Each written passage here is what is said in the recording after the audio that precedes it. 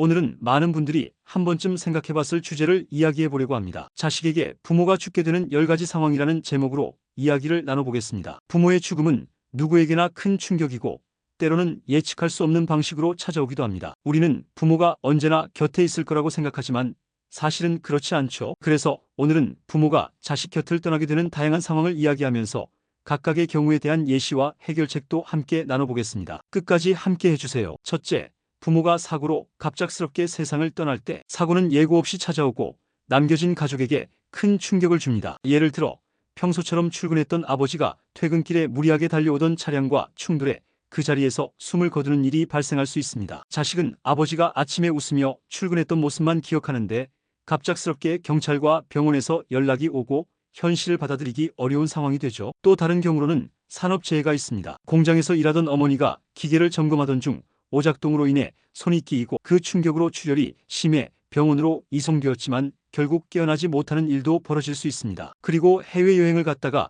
뜻밖의 사고를 당하는 경우도 있습니다. 가족이 함께 여행을 갔는데 부모님 중 한 분이 바다에서 스노클링을 하다가 갑자기 조류에 휩쓸려 실종되었고 며칠 후 차가운 시신으로 발견되는 끔찍한 일이 벌어질 수도 있죠. 또 다른 예로는 자전거를 타고 출근하던 아버지가 신호를 무시한 대형 트럭과 충돌해 현장에서 사망하는 경우도 있습니다. 사고는 예측할 수 없기 때문에 부모와 충분한 대화를 나누고 안전에 대한 경각심을 높이며 가족 간의 비상연락망을 정리하는 것이 중요합니다. 또한 사고에 대비한 보험이나 법적 준비도 필요하죠. 둘째, 부모가 병으로 오랜 투병 끝에 세상을 떠날 때. 병은 천천히 부모를 자식 곁에서 떠나게 만듭니다. 예를 들어 몇 년 전부터 위암 판정을 받은 어머니가 여러 번의 항암 치료를 받았지만 점점 몸이 쇠약해지고 결국 병원에서 연명 치료를 받다가 가족들이 지켜보는 가운데 마지막 숨을 거두는 일이 생길 수 있습니다. 또 다른 사례로는 치매로 인해 부모가 점점 기억을 잃어가는 경우가 있습니다. 처음에는 가벼운 건망증처럼 시작되었지만 시간이 지나면서 자식조차 알아보지 못하고 마지막에는 음식을 삼키는 법조차 잊어 결국 생명을 잃게 되는 거죠. 희귀병으로 인해 치료법 없이 점점 약해지는 부모를 지켜보는 경우도 있습니다. 한창 건강하던 아버지가 어느 날 희귀 질환 판정을 받고 시간이 지날수록 몸이 경직되고 말조차 하지 못하게 되면서 병상에서 생을 마감하는 상황이 올 수도 있습니다. 그리고 당뇨병을 오래 앓아온 부모가 합병증으로 인해 신장 기능이 악화되면서 장기 부전으로 결국 숨을 거두는 경우도 있을 수 있습니다. 해결책으로는 부모가 건강할 때 정기적으로 건강검진을 받고 가족들이 의료적 대비를 미리 해두는 것이 중요합니다. 셋째, 부모가 스스로 생을 마감할 때. 이 경우는 자식에게 가장 큰 충격과 상처를 남깁니다. 예를 들어 아버지가 사업 실패 후 엄청난 빚을 떠안게 되었고 이를 해결하지 못해 결국 스스로 목숨을 끊는 상황이 벌어질 수도 있죠. 자식은 부모가 힘들다는 것은 알았지만 이렇게 극단적인 선택을 할 줄은 몰랐다며 깊은 자책감에 빠지게 됩니다. 또 다른 사례로는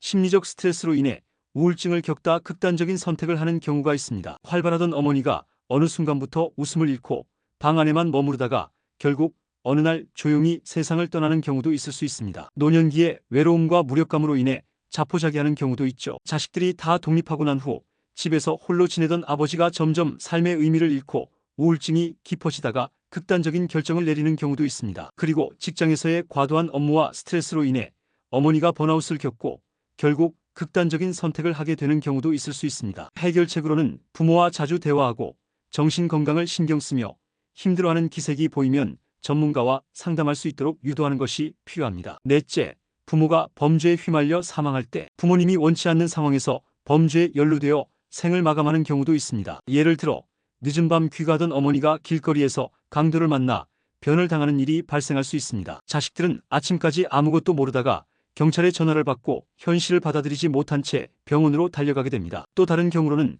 사업을 하던 아버지가 금전 문제로 협박을 받다가 극단적인 선택을 강요당하는 상황이 생길 수도 있습니다. 또한 부모님이 직접 범죄 조직과 엮이게 되어 목숨을 잃는 안타까운 경우도 있습니다. 이러한 사건을 방지하기 위해서는 부모님이 야간 활동을 할 때 반드시 동행하거나 위험한 장소에 가지 않도록 권유해야 합니다. 또한 금전 문제로 곤란한 상황에 처했을 경우 가족 간의 적극적인 지원과 상담이 이루어져야 합니다. 다섯째, 부모가 자연재해로 인해 사망할 때. 자연재해는 예고 없이 찾아와 인간의 생명을 위협합니다. 예를 들어 부모님이 평소처럼 집에 계셨는데 갑작스러운 지진이 발생해 건물이 붕괴되면서 미처 대피하지 못하고 숨지는 경우가 발생할 수 있습니다. 또 다른 사례로는 홍수나 태풍으로 인해 부모님이 집에 갇히거나 구조를 기다리던 중 결국 목숨을 잃는 일이 있을 수 있습니다. 또한 해외여행 중 산사태나 눈사태에 휩쓸려 사고를 당하는 경우도 있습니다. 자연재해는 미리 예측하기 어렵기 때문에 부모님이 거주하는 지역의 재난 대비책을 철저히 마련하고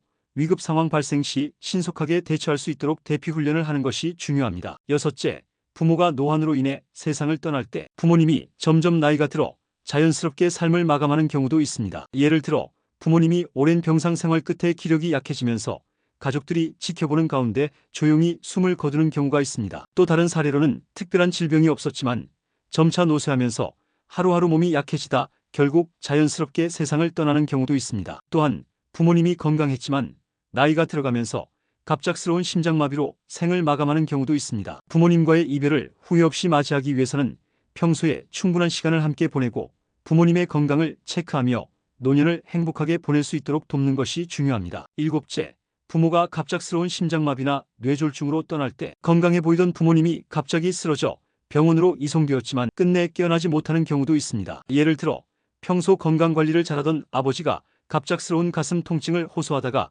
몇 분 만에 심장마비로 사망하는 일이 발생할 수 있습니다. 또 다른 사례로는 어머니가 저녁을 먹고 휴식을 취하던 중 갑자기 의식을 잃고 뇌졸중으로 쓰러지는 경우가 있을 수 있습니다. 이를 방지하기 위해서는 부모님의 건강 상태를 꾸준히 체크하고 정기적인 건강검진을 받게 하며 응급 상황 발생 시 신속하게 대응할 수 있도록 대비하는 것이 중요합니다. 여덟째, 부모가 장기 이식 수술 중 합병증으로 사망할 때 장기 이식은 생명을 연장하는 중요한 수술이지만 그 과정에서 예기치 못한 합병증이 발생할 수도 있습니다. 예를 들어 간 이식을 받은 부모님이 수술 후 면역 거부 반응으로 인해 몸이 급격히 약해지며 끝내 생명을 잃는 경우가 있을 수 있습니다. 또 다른 사례로는 신장 이식을 받은 후 심각한 감염이 발생하여 치료가 불가능해지는 경우도 있습니다. 이를 예방하기 위해서는 수술 전후의 관리가 철저히 이루어져야 하며 부모님의 건강 상태를 신중히 고려하여 수술을 결정하는 것이 중요합니다. 아홉째, 부모가 약물 중독으로 인해 사망할 때 약물은 치료를 위한 것이지만 때로는 부모님의 건강을 위협하는 요소가 될 수도 있습니다. 예를 들어 부모님이 만성 통증을 치료하기 위해 진통제를 과다 복용하다가 부작용으로 사망하는 경우가 있을 수 있습니다. 또 다른 경우로는 우울증이나 불면증을 치료하기 위해 처방받은 약을 장기간 복용하면서 점점 약물 의존도가 높아지고 결국 건강을 잃게 되는 경우도 있습니다. 또한 부모님이 오랜 기간 동안 알코올과 약물을 혼합 복용하다가 급성 중독으로 사망하는 경우도 있습니다. 이를 방지하기 위해서는 부모님의 약물 복용 상태를 주기적으로 확인하고 필요할 경우 전문가의 상담을 받도록 돕는 것이 중요합니다. 열째, 부모가 실종 후 결국 사망한 것으로 확인될 때 부모님이 실종된 후 오랫동안 기다렸지만 끝내 돌아오지 않는 경우도 있습니다. 예를 들어 등산을 하러 갔다가 길을 잃고 구조되지 못한 채 생명을 잃는 경우가 있을 수 있습니다. 또 다른 사례로는 해외여행 중 갑작스러운 사고로 인해 실종되었지만 끝내 흔적도 없이 사라져 몇 년 후 사망한 것으로 판명되는 경우도 있습니다. 또한 부모님이 정신적인 문제로 인해 집을 나갔다가 소식이 끊기고 결국 사망한 것으로 확인되는 안타까운 경우도 있습니다. 이와 같은 상황을 예방하기 위해서는 부모님의 안전을 항상 신경 쓰고 외출 시 동선을 공유하며 위급 상황 발생 시 구조 요청이 가능한 시스템을 마련하는 것이 중요합니다. 오늘 우리는 자식이 부모를 잃게 되는 10가지 다양한 상황에 대해 이야기해 보았습니다. 갑작스러운 사고, 오랜 병마와의 싸움, 스스로 생을 마감하는 극단적인 선택, 범죄나 자연재해로 인한 비극적인 죽음, 노환이나 갑작스러운 건강 문제로 인해 떠나는 부모님까지 우리는 다양한 이유로 사랑하는 부모님과 이별할 수 있습니다. 이러한 이별이 언제 찾아올지는 알 수 없지만 그 순간을 덜 후회하도록 부모님과의 시간을 소중히 여기고 함께할 수 있을 때 최대한 많은 사랑과 관심을 표현하는 것이 중요합니다. 부모님의 건강을 체크하고 심리적 어려움을 겪고 있지는 않은지 살펴보며 함께 좋은 추억을 만드는 것이 우리에게 남겨진 시간이 더욱 의미 있게 만드는 방법일 것입니다. 오늘 이야기한 내용이 여러분께 조금이나마 도움이 되었길 바랍니다. 앞으로도 더 많은 이야기로 찾아뵙겠습니다. 영상이 유익했다면 구독과 좋아요, 알림 설정을 부탁드립니다.